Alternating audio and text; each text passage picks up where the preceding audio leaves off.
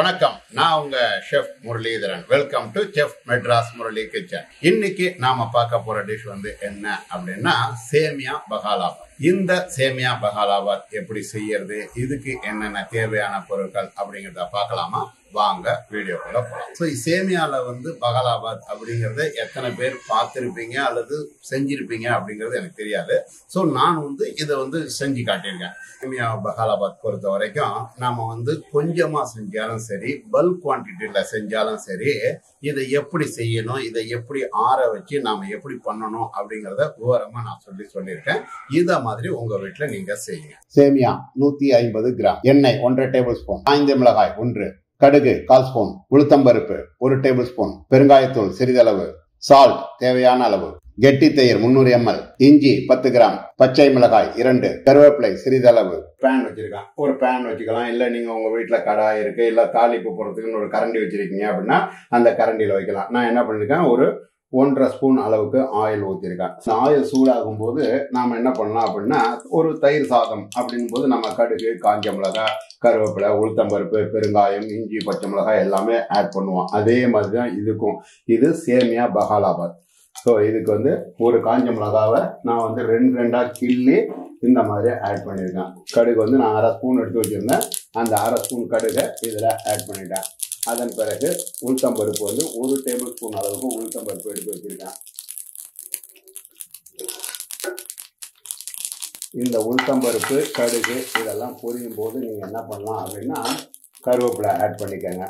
அதுக்கு அடுத்தது இஞ்சி, பச்சை மிளகாய். ஸோ இஞ்சி, இதுக்கு பச்சை மிளகாய் ஜாஸ்தி இருக்க வேண்டாம். காரணம் என்ன அப்படின்னா இது சேமியா பகாலாபாத். ஸோ உங்களுக்கு ரொம்பவும் காரம் இருந்தது அப்படின்னா இதை சாப்பிட முடியாது. அதனால நீங்க என்ன பண்ணுங்க, கொஞ்சமா காரம் வச்சீங்க அப்படின்னா தான் நல்லா இருக்கும். இப்போ இது இஞ்சி, பச்சை மிளகாய் ஆட் பண்ணியாச்சு. அதன் பிறகு நான் என்ன பண்றேன், இதுலயே பெருங்காயத்தூளையும் நான் ஆட் பண்ணிட்டேன். ஸோ இப்போ தாளிப்பும் நமக்கு ரெடி ஆயிடுச்சு. இதன் பிறகு இந்த சேமியாவை நான் வடிகட்டி வச்சிருக்கேன்னு சொன்னாலே, இந்த வடிகட்டி இதுல தயிர் ஆட் பண்றது எல்லாத்தையும் காட்டுறேன், உங்களுக்கு பாருங்க. நல்ல தண்ணி கொதிக்க வச்சிருக்கேன். இந்த தண்ணி கொதிக்கும் போது சேமியாவுக்கு தகுந்த அளவுக்கு சால்ட் நான் ஆட் பண்றேன். ஸோ சால்ட் ஆட் பண்ணிட்டு நீங்க என்ன பண்ணணும், இந்த சேமியாவை வறுக்க தேவையில்லை. இது வெர்மிசெல்லி சேமியா அப்படிங்கிறது ஒரு சில கம்பெனிகள்ல வருது. அது ரொம்ப நைஸா இருக்கும். அது போட்டீங்க அப்படின்னா குழஞ்சி போறதெல்லாம் மாவு ஆயிடும்.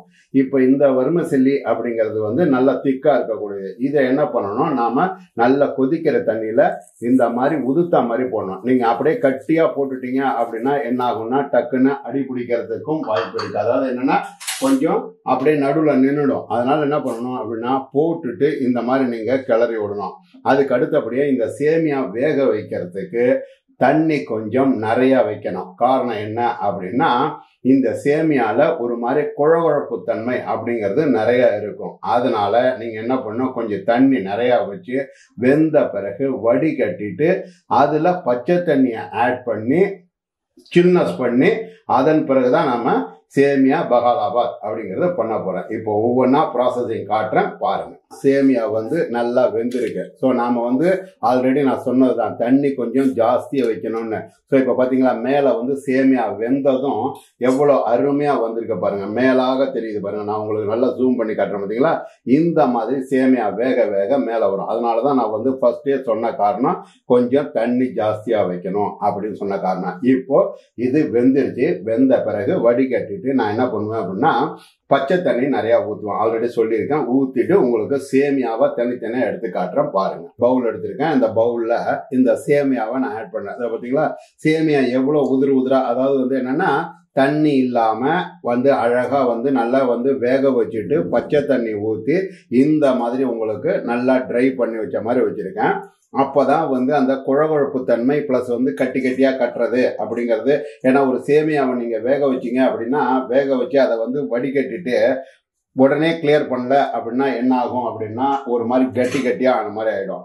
ஏன்னா அதுல சேமியால ஒரு மாவுத்தன்மை அப்படிங்கிறது இருக்கிறதுனால அந்த தண்ணியோட சேர்ந்து ரொம்ப கெட்டியாயிடும். இப்போ நாம அந்த மாதிரி ஆகாம இருக்கிறதுக்காக தான் என்ன பண்றோம் அப்படின்னா வேக வச்சு வடிகட்டிட்டு பச்சை தண்ணி நல்லா நிறைய ஊற்றி அந்த கைகளில் தொட்டா அதுல சூடே இருக்கக்கூடாது. அந்த மாதிரி பதத்துக்கு இருக்கும்போது தான் இந்த மாதிரி இந்த சேமியா வந்து உங்களுக்கு உதிர் உதிரா வரும். நீங்க எவ்வளோ பல்க் குவான்டிட்டி பண்ணாலும் சரி, கொஞ்சமான குவான்டிட்டி பண்ணாலும் சரி, நான் சொன்ன மெத்தட்ல பண்ணீங்க அப்படின்னா சேமியா இந்த மாதிரி உதிர் உதிரா வந்து இந்த பகாலாபாத் அப்படிங்கிறது ரொம்ப அருமையா இருக்கும். இப்போ நாம என்ன பண்ணணும் அப்படின்னா தாளிப்பு. இந்த தாளிப்பு நான் ஆல்ரெடி உங்களுக்கு போட்டது காட்டியிருக்கேன். இந்த தாளிப்பு நம்ம ஆட் பண்ணிடுறோம். ஸோ தாளிப்பு ஆட் பண்ண பிறகு தயிர். இந்த தயிர் நீங்க என்ன பண்ணணும் அப்படின்னா ரொம்ப கெட்டியமான தயிரை ஊற்றணும். காரணம் என்ன அப்படின்னா சேமியா நாம ஆல்ரெடி தண்ணியில வேக வச்சு அதை வடிகட்டி பச்சை தண்ணி ஊற்றி வடிகட்டி நல்லா வச்சிருக்கோம். இருந்தாலும் அதுல கொஞ்சமா தண்ணி அப்படிங்கிறது இருக்கத்தான் செய்யும். அதனால நீங்க என்ன பண்ணணும் அப்படின்னா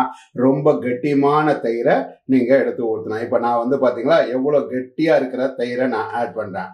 ஸோ இதுல சேமியா பகாலாபாத்ல கொஞ்சம் தயிர் வந்து நல்லா ஜாஸ்தியா இருக்கணும். இப்போ இதை நாம மிக்ஸ் பண்ண போறோம். ஸோ இந்த தயிர் வந்து நீங்க எவ்வளோக்கு எவ்வளோ ஆட் பண்றீங்களோ அவ்வளோக்கு அவ்வளோ அதுல கொஞ்சம் லூஸா இருக்கிறதோட இல்லாம உங்களுக்கு நல்ல அருமையான டேஸ்ட் அப்படிங்கிறது கிடைக்கும். இப்போ இதை ஃபுல்லா உங்களுக்கு மிக்ஸ் பண்ணிட்டு நான் காட்டுறேன். இப்போ பாத்தீங்க அப்படின்னா சேமியா பகாலாபாத் நான் ஸ்பூன்ல எடுத்து காட்டுறேன். பாத்தீங்களா எவ்வளோ உதிர் உதிராவும் இருக்கு, அதே சமயம் லூஸாவும் இருக்கு. பாத்தீங்களா இதுதான் சேமியா பகாலாபாத்தினுடைய முறை. அதனால நீங்க செஞ்சீங்கனாலும் இந்த மாதிரி சேமியா பகாலாபாத் செய்யுங்க. சுவையான சேமியா பகாலாபாத் ரெடி. செஃப் மெட்ராஸ் முரளி கிச்சன்ல செஞ்ச இந்த டிஷ்ஷை உங்க வீட்டுல செஞ்சு பாருங்க. செஞ்சு பார்த்து உங்களுடைய ஃபீட்பேக்கை கீழே இருக்க கமெண்ட் பாக்ஸ்ல பதிவு பண்ணுங்க. இந்த வீடியோ பிடிச்சிருந்தது அப்படின்னா லைக் பண்ணுங்க, ஷேர் பண்ணுங்க, மறக்காம நம்ம சேனலை சப்ஸ்கிரைப் பண்ணுங்க. இது மாதிரி சூப்பரான வேற ஒரு டிஷ்ல வேற எபிசோட்ல உங்களை சந்திக்கிறேன். அதுவரை உங்களிடமிருந்து விடைபெறுவது உங்கள் செஃப் முரளிதரன். நன்றி, வணக்கம்.